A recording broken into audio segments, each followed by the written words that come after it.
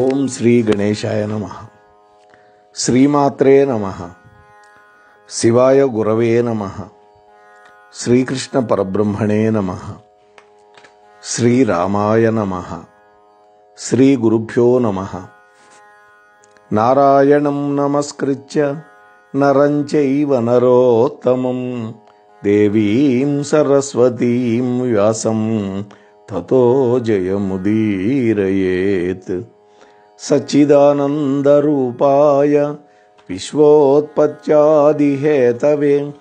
తాపత్రయ వినాశాయ శ్రీకృష్ణాయ వయం నమః. ప్రియ భగవద్బంధువులారా, 7 రోజుల నుంచి మనం నంది తిమ్మన గారి విరచితమైనటువంటి పారిజాతాపహరణము అనేటువంటి కావ్యాన్ని డాక్టర్ అద్దంకి శ్రీనివాస గారి యొక్క లఘుటీక ఆధారంగా చెప్పుకుంటున్నాం. నిన్నటి రోజున మనం నారద మహర్షి దేవలోకం నుంచి పుష్పాన్ని తెచ్చాడు. కల్పవృక్షానికి కాసేటటువంటి ఒక అద్భుతమైనటువంటి పారిజాత పుష్పం తెచ్చి కృష్ణుడికి ఇస్తే కృష్ణుడు అది రుక్మిణీదేవికి ఇచ్చాడు. ఆ తర్వాత నారదుడు ఆ పారిజాత పుష్పం యొక్క వైభవాన్ని వర్ణించి చెప్పాడు. అట్లాగా ఆ సందర్భంలో సత్యాదేవిని గురించి కూడా కొంచెం వ్యాఖ్యానించాడు. ఈ మాటలన్నీ అక్కడే ఉన్నటువంటి సత్యాదేవి చెలికెత్తి కూడా విన్నది. మిగిలిన భార్యల యొక్క చెలికెత్తెలు కూడా విని వాళ్ళు వెళ్ళి వాళ్ళ రాణులతో చెప్పారు. ఇది విన్న వాళ్ళంతా కూడా చిన్నబోయి వాళ్ళు అనుకుంటున్నారు, ఆ మహిషులు, అందరలోన పెద్ద మహిమాన్విత రుక్మిణిగాన పువ్వు గోవిందుడు దానికిచ్చే తగవేయని లక్షణ ఏర్చే శైచగాడింది శమించె భద్ర అవులెమ్మని ఊరడిలెన్ సుదంత లోగుండుట నూనె జాంబవతి లోకుందుట నూనె మానే లోకుందుట మానే జాంబవతి కోపమడల్చెను మిత్రవిందయు. మొత్తం 8 మంది భార్యలు. 8 మంది భార్యల్లో పెద్ద భార్య అయినటువంటి రుక్మిణీదేవికి పుష్పాన్ని ఇచ్చారు. అందుకని మిగతా 6 మంది ఏమనుకుంటున్నారో ఇక్కడ చెబుతున్నాడు. ఆ 7వ ఆమెను గురించి మాత్రం ఇక్కడ రాలా ఈ పద్యంలో ప్రస్తావన. ఎవరు 7వ ఆమె? సత్యభామాదేవి. వాళ్ళు అనుకుంటున్నారు, రుక్మిణీదేవి మన అష్టమహిషుల్లో కూడా పెద్దది, పట్టపురాణి, ఉత్తమురాలు, సాక్షాత్తు లక్ష్మీ స్వరూప. అందుకని మన భర్త కృష్ణుడు ఆమెను గుర్తించాడు, అందుకే పువ్వు ఆమెకిచ్చాడు. అది సరి అయిందే అనుకొని లక్షణ అనే ఆమె ఓర్చుకుంది.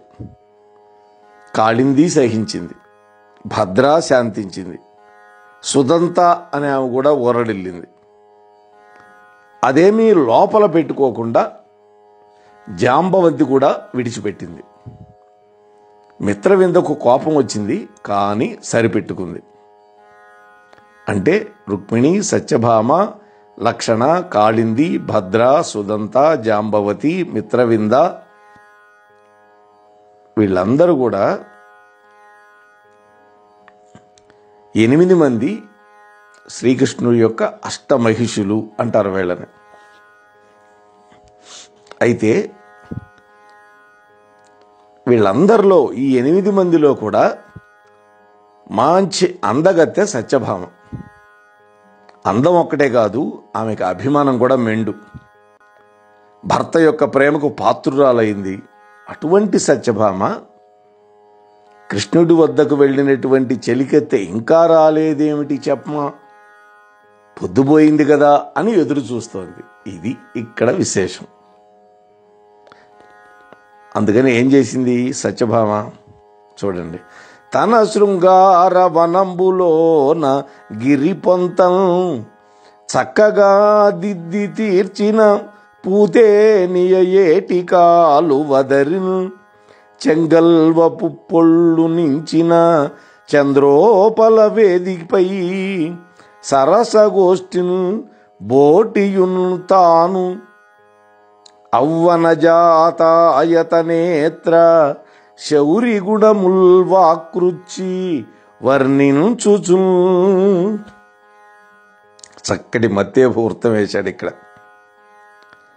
సత్యభామ ఎక్కడ ఉంది అంటే తన యొక్క శృంగార వనంలో ఉన్నది. అంటే ఆమెకి ఆనందంగా గడపటానికి ఒక వనం ఉంది, దానికి శృంగార వనము అన్నాడు. అందులో పూల యొక్క తేనెల యొక్క ఏరు ఒకటి ఉన్నదిట. ఎంత అతిశయోక్తో చూడండి, పువ్వులు ఉన్నాయి, ఆ పువ్వుల నుంచి కారినటువంటి మకరందం వల్ల ఒక ఏరు ఏర్పడిందిట. ఆ ఏటి ఒడ్డున చంద్రకాంత శిలలతో కట్టినటువంటి ఒక మంచి అరుగుంది. దాని మీద చెంగల్వ పువ్వుల యొక్క పుప్పొడి రాలిపడింది. ఆ చెట్టు కింద ఉండటం వల్ల ఆ పూల యొక్క పుప్పొడి రాలి ఆ చంద్రకాంత శిలావేదిక మీద పడింది. అదంతా చూడటానికి మనోహరంగా ఉంది. అటువంటి వేదిక మీద కూర్చొని సత్యభామాదేవి తన యొక్క చెలికత్తెతోటి శ్రీకృష్ణుడి యొక్క గుణగణాలని పొగుడుకుంటూ ఉన్నది. అంటే భర్త గురించి మాట్లాడుతున్నది. నా భర్త ఇంత గొప్పవాడు, అంత గొప్పవాడు, నన్ను ఇంత ప్రేమిస్తాడు ఇవన్నీ మాట్లాడుతూ ఉంది చెలికెత్తుతోటి. అప్పుడు అక్కడ తుమ్మెదలు ఝంకారం చేస్తున్నాయి. లేత లేత చిగుళ్ళు తిన్నటువంటి కోకిలలు మధురంగా కూస్తున్నాయి. చల్లటి గాలులు వీస్తున్నాయి. అయినా మునుపటులా అవేమీ కూడా సత్యభామాదేవికి హాయినివ్వడల. ఎందుకని అంటే రుక్మిణీదేవి ఇంట్లో ఉన్నాడు తన భర్త, అక్కడ ఒక గూఢచారిగా తన యొక్క చిలికెత్తిన పెట్టింది. నళిని అని పేరు పెట్టుకున్నాం మనం, సినిమాల్లో కూడా ఆ పేరు పెట్టారు. ఆ చెలికెత్త ఇంకా రాలేదేమిటి అనేటువంటి సందేహమే ఆమె మనస్సును పీడిస్తుంది. అందువల్ల అక్కడ అంత ఆహ్లాదకరమైనటువంటి వాతావరణం ఉన్నప్పటికీ కూడా ఆమె మనస్సుకు మాత్రం ఆనందం లేదు. అయినా కృష్ణుడి యొక్క గుణగణాలు మాత్రం మాట్లాడుకుంటూ ఉన్నది.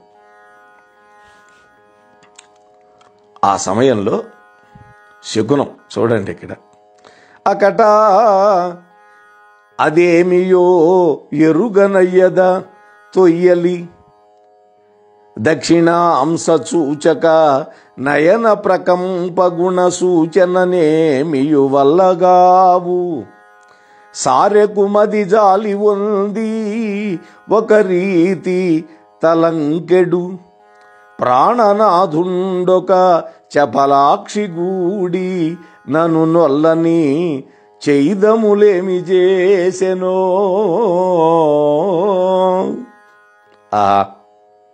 ఏమంటున్నదో చూడండి. అయ్యో చెలి, చూసావా నా కుడి భుజం, నా యొక్క చూచుకం, కళ్ళు, నా కుడి కన్ను అదురుతున్నాయి. ఇది మంచి శకునం కాదు. ఎందుకంటే ఆడవాళ్ళకి కుడివైపు ఉండేటటువంటి అవయవాలు అదరకూడదు. కుడి భుజం కానీ కుడి కన్ను కానీ అదరకూడదు. ఎడమ కన్ను ఎడమ భుజం అదిరితే శుభం జరుగుతుంది.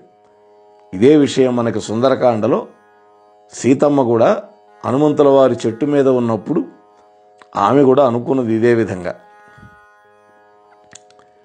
ఇది మంచి శకునం కాదు. ఇప్పుడు ఏం జరగబోతుందో నాకైతే తెలియడం లేదు. వెంటనే తెలుసుకోవాలి చెలి.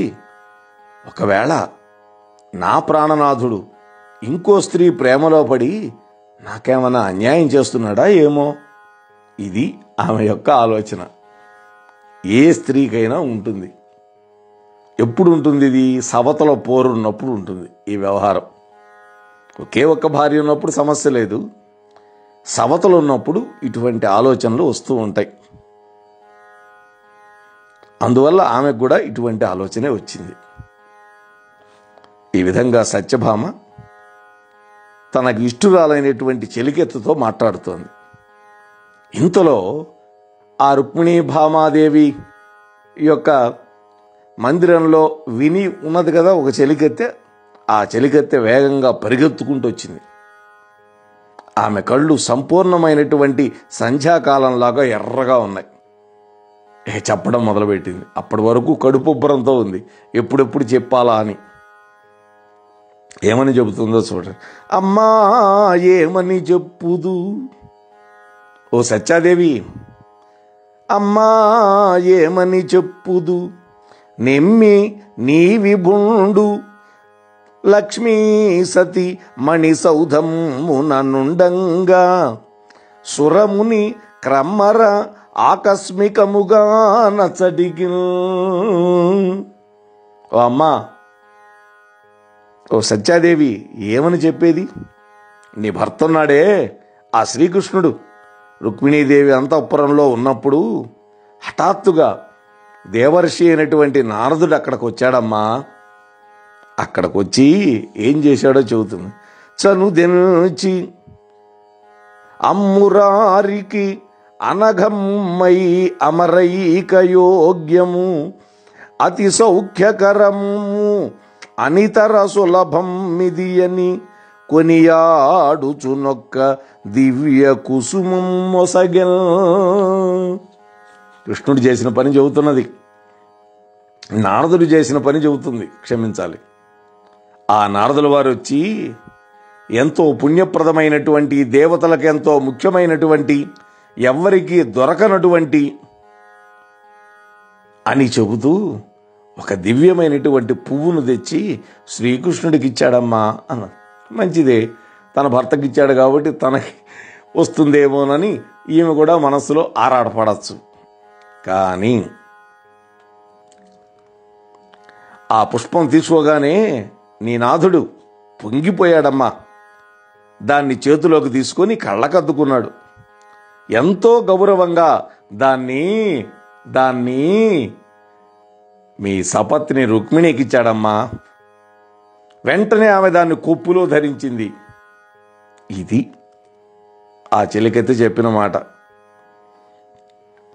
అంతలోన అద్భుతంబు ఆవహిల్ల కొలది ఇడరాని ఒక వింత చెలువు గలిగి రాజబింబాస్య రుక్మిణి తేజరిల్లే సానబట్టిన మకరాంకు శస్త్రమనగా. ఇంకా కొత్త ఉడికిపోయేటటువంటి మాట చెబుతోంది. అమ్మా సత్యాదేవి, ఆ పువ్వుని తలలో ధరించిందో లేదో అద్భుతం. అంతా చెప్పలేనటువంటి కొత్త అందంతో ఆ రుక్మిణీదేవి మెరిసిపోయిందమ్మా.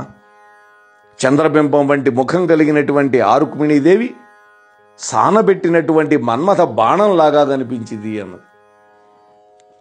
అసలే ఈమెకి అందగత్తెనని ఆభిజాత్యం. అటువంటిది ఇప్పుడు తనను మించిపోయేటటువంటి అందం ఆ పుష్పాన్ని ధరించటం వల్ల తన సపత్ని అయినటువంటి రుక్మిణికి వచ్చేసరికి ఇంకా ఎంత కొత్త ఉడికిపోయిందో ఆలోచించుకోండి మీరు. ఇంకా చెబుతోంది, ఆ కుసుమంబు దాల్చిన మహామహిమంబున తోడి కామినీ లోకము మత్సరంబు మదిలోన తొరంగి భజించుచుండ అస్తోక నిజ ప్రభావములు సూపెడు గద్దియ మీద నెక్కి ముల్లోకము దాన ఏలు గతి లోల విలోచన ఏమి చెప్పుదు. అమ్మా ఇంకా ఏం చెప్పేది? ఓ చెంచలాక్షి, నన్నేం చెప్పమంటావు? నేను చూసినవి చెబుతూ ఉంటే నీ మనస్సు ఎంత బాధపడుతుందో కదా అంటూ. ఇంతవరకు మన ఛానల్కి ఎవరైనా సబ్స్క్రైబ్ చేసుకోకపోతే ఇప్పుడే ఈ క్షణమే సబ్స్క్రైబ్ చేసుకుని ఆ పక్క నుండి బెల్ బటన్ మ్రోగించి మమ్మల్ని ప్రోత్సహిస్తారని మనస్ఫూర్తిగా కోరుకుంటూ ధన్యవాదాలు.